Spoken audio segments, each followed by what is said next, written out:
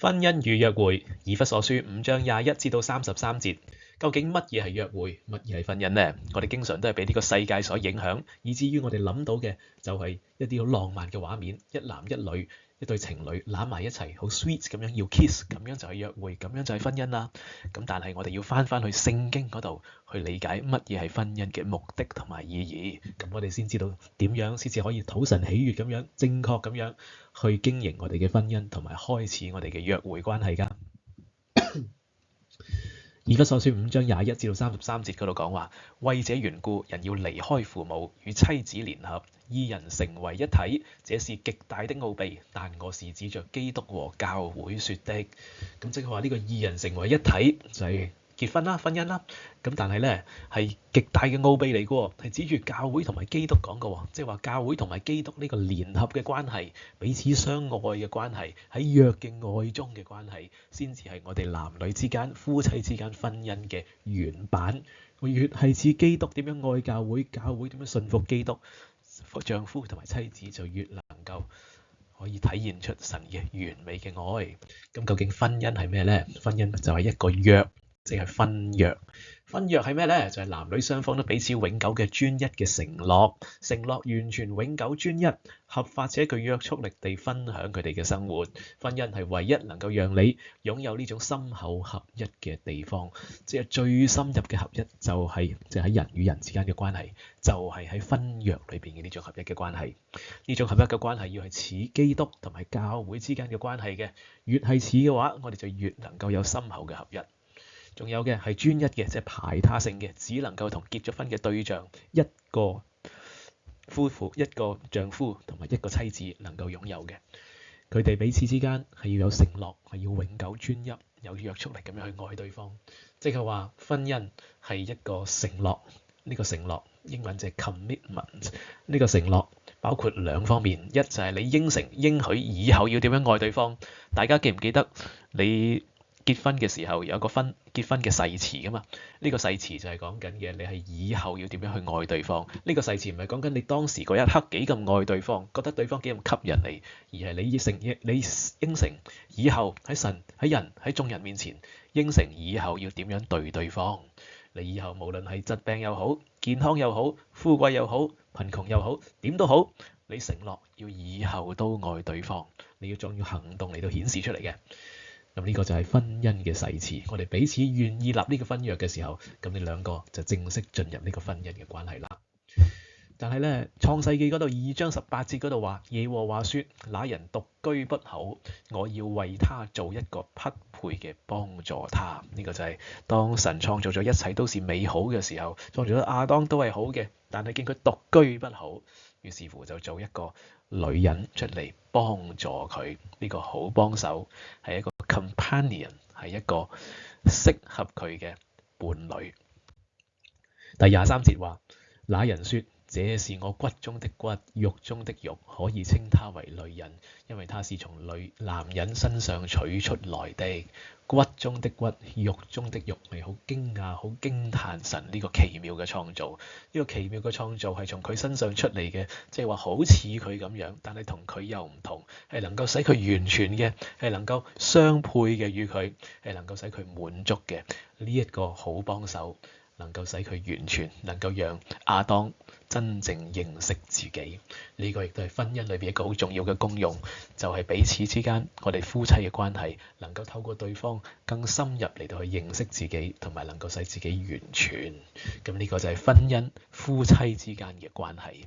咁但係呢個 companion， 呢個同伴嘅角色，仲有一個好重要嘅元素，或者係更加根本嘅，就係一種深入深厚嘅友誼。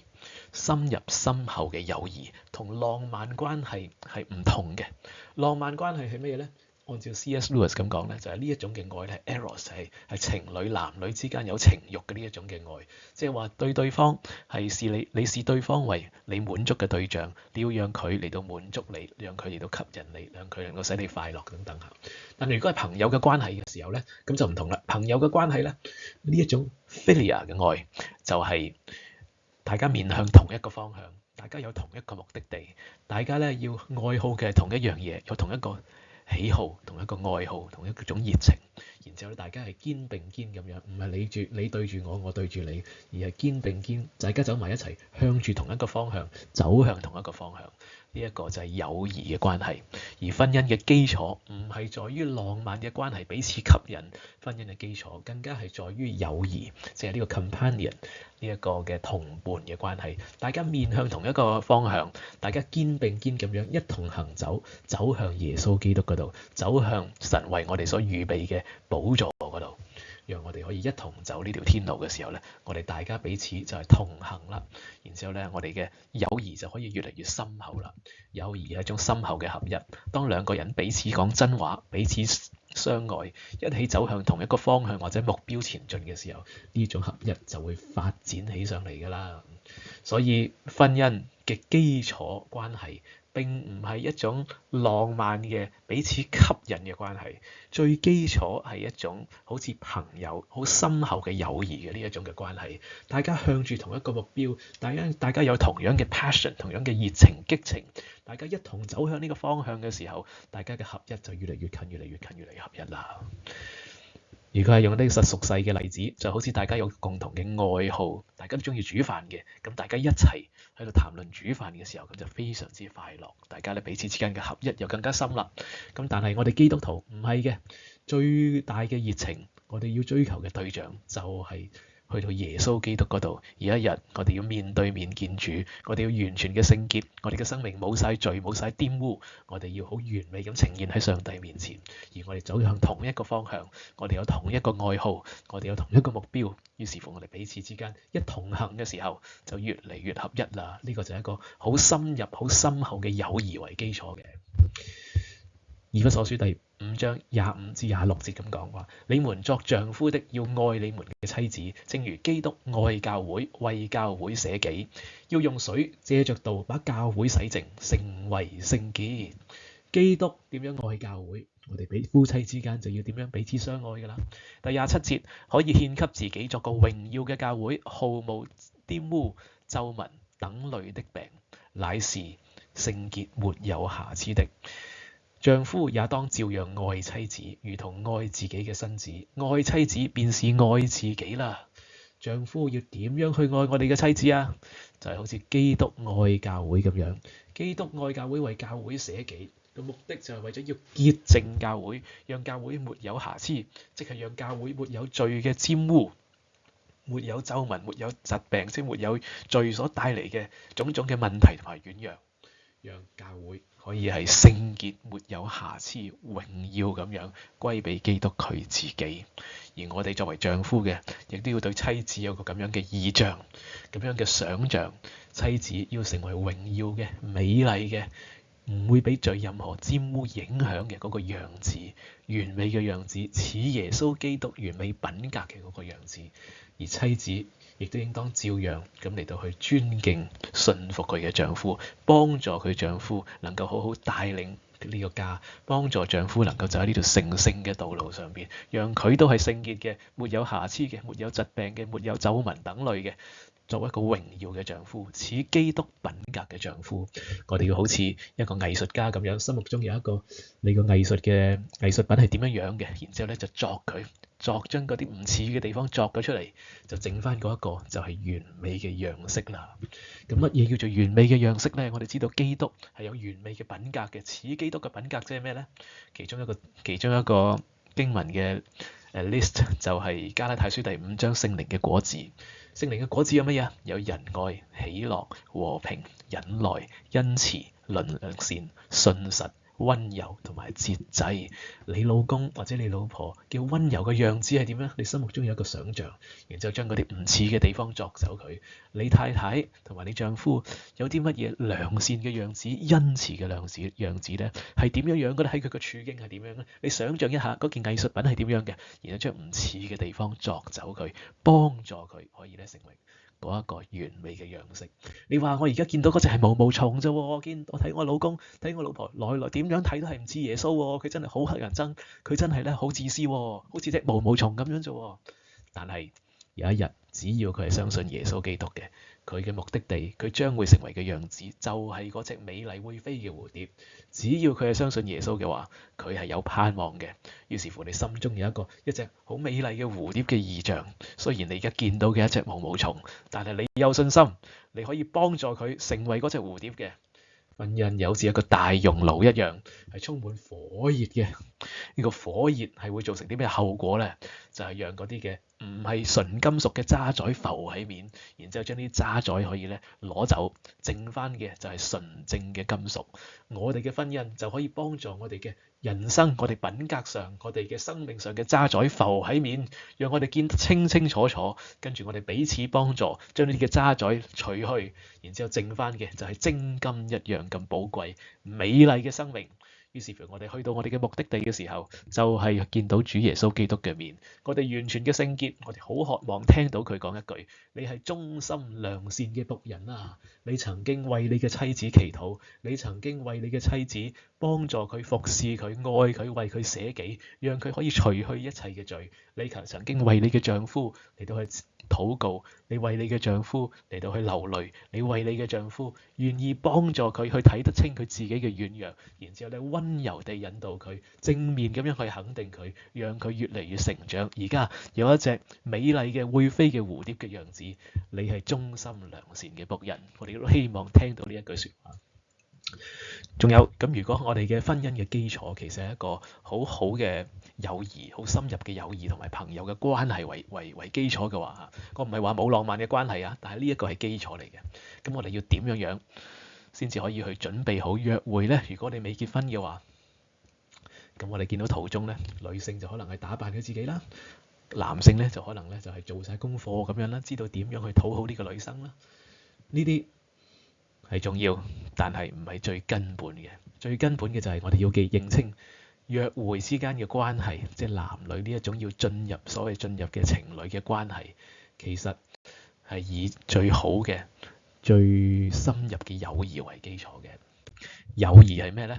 友誼係肩並肩，面對同一個方向，我哋同樣嘅愛我哋嘅主耶穌基督，然之後我哋彼此之間一同要行走呢條道路，達至到咧越嚟越深厚嘅合一。咁呢個就係從好嘅朋友、好嘅友誼為基礎，一路進到去情侶約會，同埋咧最後係結婚，就係排他性嘅，你哋兩個之間嘅嗰一種嘅合一係最為親密嘅。咁究竟約會嘅時候要點先得㗎？咁樣我哋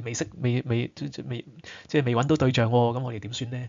能夠見到好多異性，能夠認識到好多異性嘅時候呢，以前嘅我完全係俾呢個世界影響嘅，所以呢冇諗到係要揾一個好好嘅朋友，冇諗到呢係要建立一個好嘅友誼為基礎呢一種嘅原則。於是乎呢，就純粹從世界嘅世人一樣，就只係為咗而家能夠吸引到你嘅，而家能夠帶俾你快樂滿足嘅，為我嘅擇偶條件。咁於是乎，男仔喺後生嘅時候特別係，就你專係揾一啲外表你覺得吸引你嘅人。於是乎咧，你見到好多唔同嘅異性喺你面前嘅時候咧，你嘅眼睛就喺度篩選啦，就篩走嗰啲咧你覺得唔合格嘅，篩走嗰啲你覺得冇可能會係覺得佢吸引你嘅，即係嗰一啲你只係專注於嗰啲能夠視覺上、外表上吸引你嘅嗰啲，你去認識佢哋，然之後咧就嘗試同佢發展進一步嘅關係。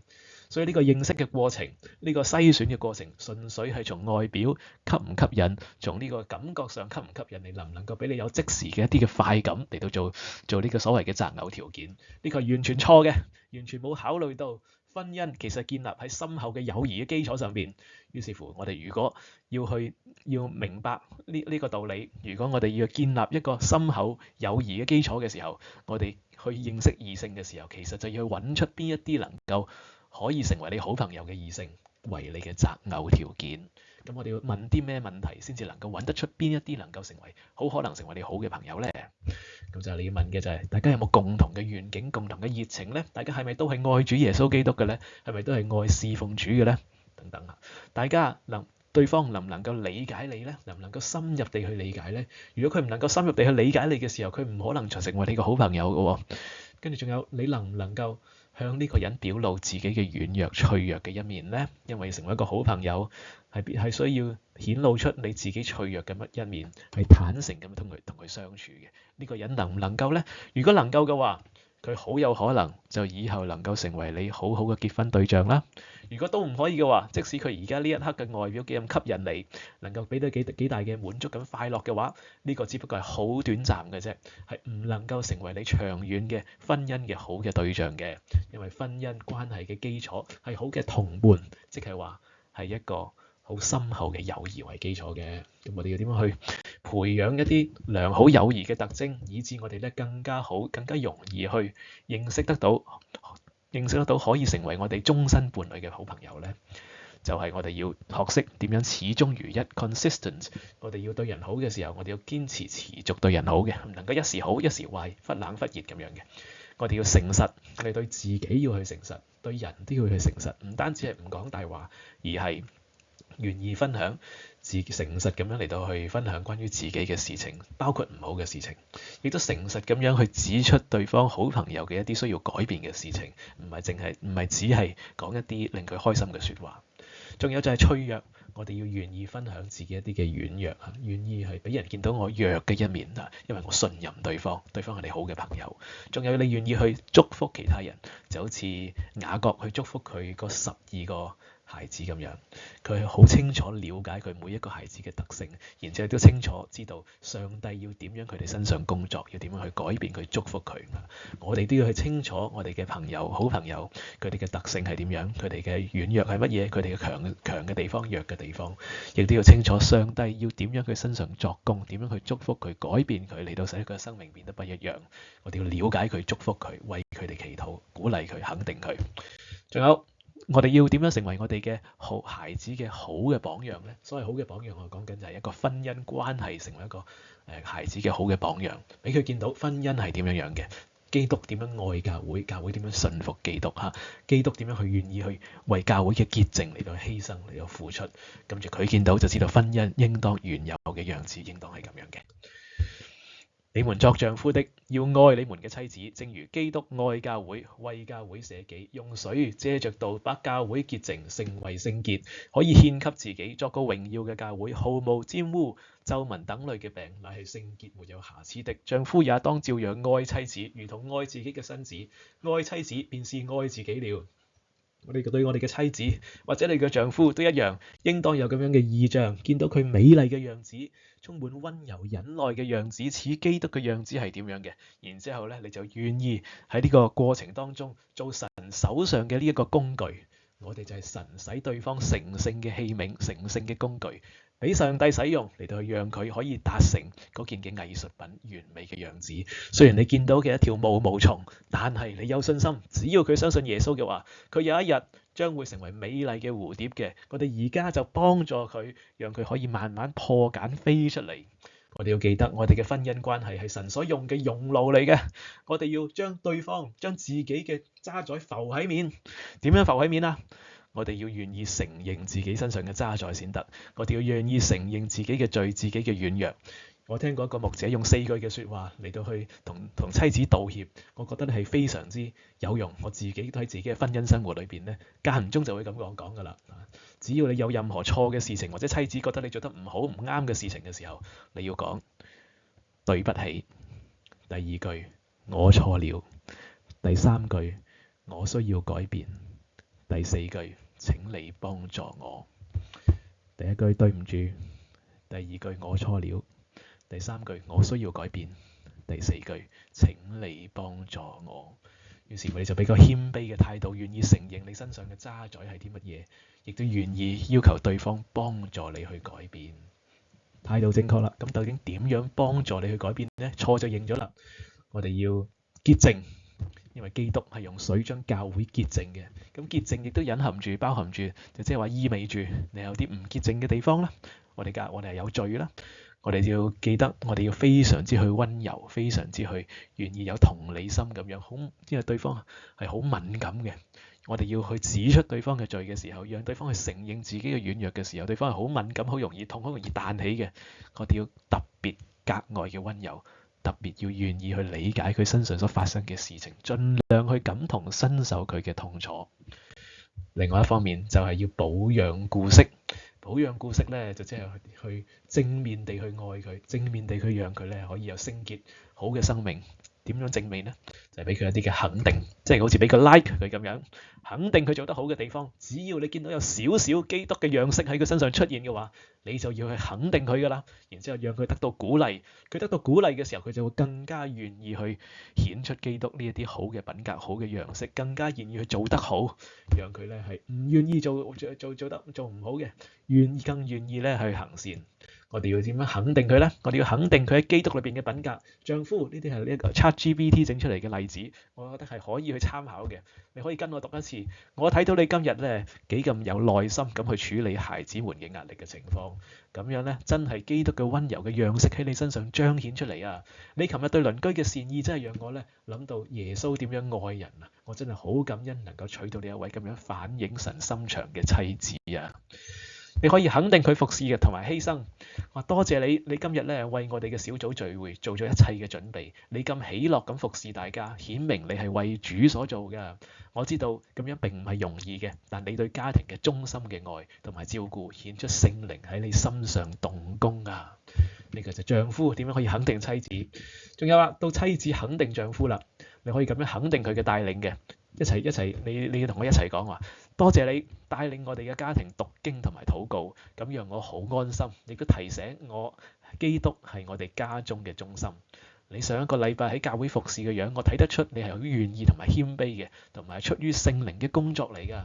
肯定佢嘅帶領，肯定佢嘅成長，仲有肯定佢喺基督裏嘅品格。你可以咁講，你話你今日喺嗰個困難嘅對話當中表現出極大嘅耐心同埋節制。呢一個係聖靈所結嘅果子啊！你喺屋企同埋咧喺工作中嘅誠實同埋正直，令我諗到耶穌，我能夠成為你嘅妻子，感到好驕傲啊！我哋要說多啲肯定嘅説話，只要見到少少值得肯定嘅地方，你就要高聲嘅、願意正面嘅去表揚、去肯定佢。嗰啲唔好嘅、毛蟲嘅，可以暫時睇唔到先啊，有機會先至會溫柔地幫佢潔淨佢出嚟。今日嘅信息到呢度，仲有幾條討論嘅問題可以幫助我哋喺小組裏邊去好好嘅去分享。多謝大家，阿門。